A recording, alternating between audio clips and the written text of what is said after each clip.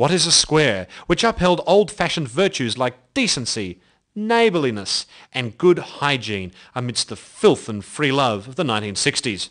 Was it Brian Henderson, Ray Martin, John Laws, or the fat kid in the sorbent ads?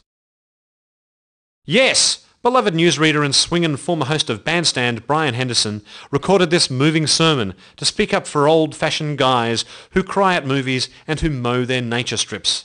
Brian Henderson is truly the Australian Ned Flanders. Wrong, but he'd be the perfect dag to do a revival of this classic song in the 90s. Although Lawsy has recorded a few albums of his powerful ballads and released several volumes of critically unappreciated poetry. Yeah, right. Are you paying attention out there?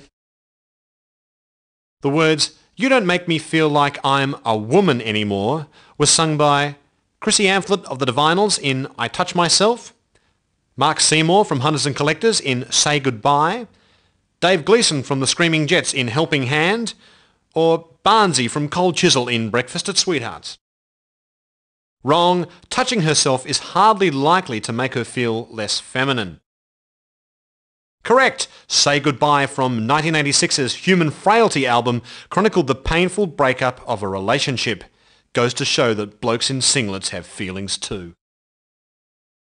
No way! These Newcastle hard rockers have always been able to balance anima with animus. And I mean that in the nicest possible way.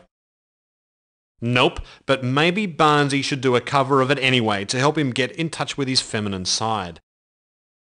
Many rock and roll stars have changed their names. What was Cole Joy's real name before he hit the big time? Was it Bumstead, Lipschitz, Schwarzenegger, or Jacobson? No way, that's a cool name. He wouldn't have bothered changing it from that.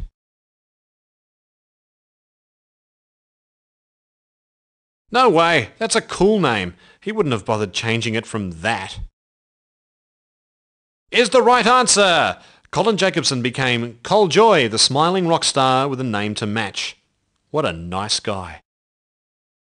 Early Australian rock and roll gave fans many sweet-faced heartthrobs. Which one of them sang I Found a New Love in 1960? Was it Lonnie Lee, Laurel Lee, Lee Kuan Yew, or Lee Harvey Oswald? Is the right answer! 60s spunk rat Lonnie Lee not only released I Found a New Love as a single, he sung it to his bride live on 6 O'Clock Rock on their wedding day. Ah. Is the right answer! Oh, wait a minute. Actually, it's wrong. Is the right answer! Oh, wait a minute. Actually, it's wrong. Wrong, but you get the secret Lucky Dip prize, a free record. Offer expires 13th November 1973. 50s rock and roll star Johnny Rebs prided himself on being a wholesome, clean-cut performer. What name did he give to his backing group? Was it Toilet Duck, Snot Collection, the Bumhead Orchestra, or the Rebels? Close. We'll have to refer this one to our judges, and the verdict is it's wrong. Close. We'll have to refer this one to our judges, and the verdict is it's wrong. Close. We'll have to refer this one to our judges, and the verdict is it's wrong. Yes! Johnny Rebs was never much of a rebel. He was such a nice guy, he rejected the very notion of a fan club. He said at the time, "No one should be conceited enough to boast of having fans. I prefer to have a Johnny Rebs social club along the lines of a younger set type of organisation. We have picnic days, a Christmas party in aid of the orphanage. I love orphanages. And there's a night each week for tennis. There are record nights, picnics, meetings of the committee, and readings of the minutes once a month. We have raffles, theatre parties, you know." Perhaps the excitement of all these raffles and committee meetings was too much for his fans. Johnny Rebs never made it to the top, and his career faded in the early 60s. Special trick question. Australians tuned into the highly successful rock and roll show 6 O'Clock Rock. What time did it go to air? Was it 6 p.m, 7:30 p.m, 6:15 p.m, or 9 a.m? Yes! Wow, that was tough, wasn't it? The trick part of the question is that there is no trick part of the question. Wrong. Hello, is anyone out there? 6 o'clock rock? Hello? Wrong. Hello, is anyone out there? 6 o'clock rock? Hello? Wrong. Hello, is anyone out there? 6 o'clock rock? Hello? The 60s surf scene had its own dance step, the stomp. At which Sydney beach did little Pattie go stomping at in 1963? Was it Lady Jane Beach, Maslin's Beach, Reef Beach, or Maroubra? Wipeout, no way. That's a nudist beach. Things tend to fly around way too much to go stomping in those places. Wipeout, no way. That's a nudist beach. Things tend to fly around way too much to go stomping in those places. Wipeout, no way. That's a nudist beach. Things tend to fly around way too much to go stomping in those places. Yes, Tubular.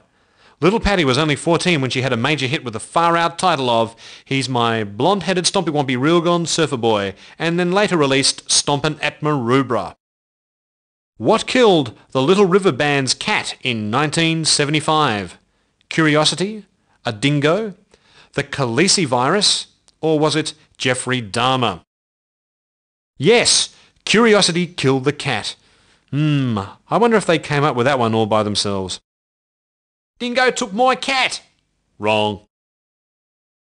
Wrong, but you get the Secret's Lucky Dip prize, a free record. Offer expires 30th November 1973. Wrong, but you get the Secret's Lucky Dip prize, a free record. Offer expires 30th November 1973. Rock and roll fans affectionately knew the band that recorded Jump in My Car as TMG. What did the letters TMG stand for? Was it Ted Mulry Gang, Tickle My Groin, Take Me Girls, or Touch My G-String? Yes, TMG were the Ted Mulry Gang, who powered up the Australian charts with several hit singles in the mid-70s. They survived 13 years without a change in lineup, and 18 years without a change in hairstyle. No way. TMG were already mind-blowingly raunchy. Man, they didn't need a sexy name. No way. TMG were already mind-blowingly raunchy. Man, they didn't need a sexy name. No way. TMG were already mind-blowingly raunchy. Man, they didn't need a sexy name. Australian rock and roll veteran John Farnham's 1991 album was called Full House. Why? Was it because everyone had had a few drinks before they started recording? Because of its adoption of full-on house music and hip-hop, proving that Farnsey could keep up with younger trends in music? Was it because it was recorded in front of a live audience? Or was it called Full House as a coded message to anyone who thought they could crash at his place for a while? No way. These people are professionals. Not a drop would pass their lips in the studio. Wrong. Farnsey doesn't follow trends. He makes them. Correct! Full House was recorded live in concert during a tour which packed houses right across the country more than 20 years after Farnsey's first hit single, Legend. Is the right answer! Oh, wait a minute. Actually, it's wrong. Who hated the music in 1976? Was it Everybody, Kamal, the Sex Pistols, or John Paul Young? Nope, although there was a lot of Rod Stewart going around at that time. No way! Kamal has no hate in his heart. He loves all things and all styles of music. Probably, but it's still not the right answer. Wrong. Correct! John Paul Young, whose nickname was Squeak, had a huge chart success with the three-chord wonder I Hate the Music. His song Love Is in the Air became a hit the second time around in the 1992 film Strictly Ballroom. INXS are Australia's most successful band internationally. Which of their albums sold more than 9 million copies around the world? Kick, Punch, Thump, or Whack? Yes! Kick released in 1987, contained the hit song Need You Tonight. Lead singer Michael Hutchence narrowly missed out on an Oscar nomination for his stunning portrayal of a piece of lawn sculpture in the film Dogs in Space. Wrong. What is it with youth culture today? Whatever happened to good old-fashioned entertainment for kids? It used to be Lassie and Flipper and Bill and Ben Flowerpot Men. Now it's all just punching and kicking and shooting. And whose fault is it? It's the fault of the pop singers, corrupting the innocent and... Wrong. What is it with youth culture today? Whatever happened to good old-fashioned entertainment for kids? It used to be Lassie and Flipper and Bill and Ben Flowerpot Men. Now it's all just punching and kicking and shooting. And whose fault is it? It's the fault of the pop singers, corrupting the innocent and... Wrong. What is it with youth culture today? Whatever happened to good old-fashioned entertainment for kids? It used to be Lassie and Flipper and Bill and Ben Flowerpot Men. Now it's all just punching and kicking and shooting. And whose fault is it? It's the fault of the pop singers, corrupting the innocent and... The Divinals' lead singer used to wear a school uniform and is known for her raunchy style. Who is she? Julie Anthony? Chrissy Amphlett? Bon Scott? Or Dame Joan Sutherland? Get real, as if, hello,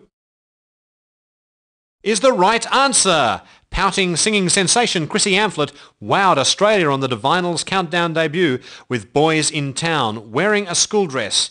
In a weird twist of fate, Chrissy is also the cousin of 60s pop sensation Little Pattie. Freaky. Close, but wrong. The late Bon Scott was the front man for AC/DC when they made their countdown debut with Baby Please Don't Go, with Bon in a school dress. Get me out of here. Get real, as if, hello. In 1983, sultry songstress Sharon O'Neill sang the lines, "You're not the only one to take the whole world on." To whom was she singing? Maxine, Jolene, Raylene, or Nolene? Correct. Ironically, after the success of the single Maxine, Sharon O'Neill found herself in a situation where her record company would neither release a new album from her nor release her from her ironclad contract. She was forced to wait until 1987 before resuming her recording career. Close, but not quite. Actually, it's wrong. Close, but not quite. Actually, it's wrong. Close, but not quite. Actually, it's wrong. International star Kylie Minogue once wore a stage costume made from the Australian flag, disused AFL footballs, beer bottle tops, or koala tea towels. Yes, before Kylie became the ultra-hip modern dance diva that she is today, she had a career as Australia's favourite lovable dag, proud to take on the flag of her homeland, Australia. Wrong. Come on, this is Kylie. She wouldn't do anything as daggy as that. Wrong. Come on, this is Kylie. She wouldn't do anything as daggy as that. Wrong. Come on, this is Kylie. She wouldn't do anything as daggy as that. 90s pop star Melissa had a hit with a song that used a popular expression as its title. What was it called? Was it Read My Lips, Eat My Shorts, Smell My Finger, or Defecate on My Face? Yes, Read My Lips was a #1 hit for Melissa in 1991. And that's all we got to say about it.